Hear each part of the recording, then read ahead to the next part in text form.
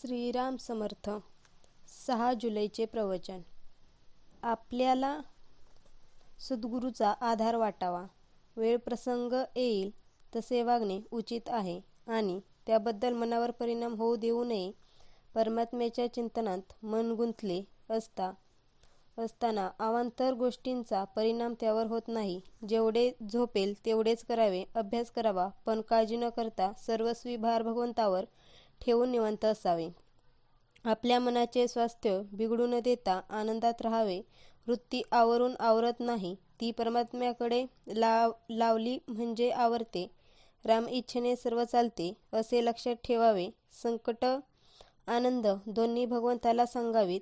ज्या स्थितीत भगवंताने ठेवले त्या स्थितीत समाधान मानावे. अंतःकरणात सुप्त असलेले भगवंताचे प्रेम जागृत होण्यासाठी काही निमित्त लागते. तीर्थयात्रा आणि साधुसंतांची भेट हेच ते निमित्त होय. श्रीरामचंद्रही तीर्थयात्रेला जाऊन अनेक संतांची दर्शने घेऊन आले. संतांच्या अहंकाराला जिवंत राहताच येणार नाही, कारण परोपकार करायला लागणारा परच ठिकाणावर नाही, तर मग दुसऱ्याकरिता मी काही केले ही भावना व्हायला आधारच कुठे राहिला. विषयाच्या लालसेने सत्समागम करणे हा खरा सत्समागम नव्हे. संत कधी कधी आपल्याला विषय देतात हे खरे, पण एकंदरीत आपल्याला विषयाचा वीट आणण्याचाच त्यांचा प्रयत्न असतो.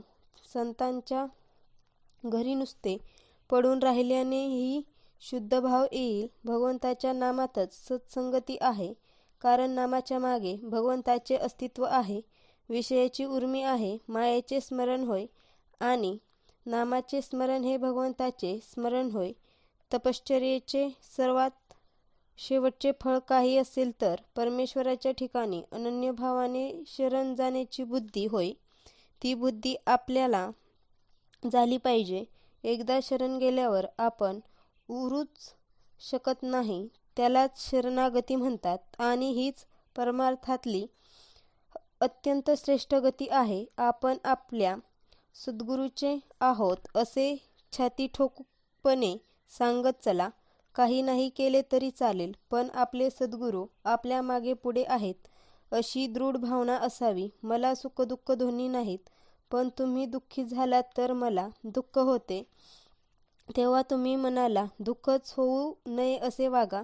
प्रपंची माणसाच्या दुःखाची मला पूर्ण जाणीव आहे. ती जाणीव ठेवूनच भगवंताचे नाम घ्या असे मी सांगतो. जे मी सुरुवातीला सांगितले ते शेवटी सांगतो. तुम्ही कसेही असा, पण भगवंताच्या नामाला सोडू नका. आजचा बोध.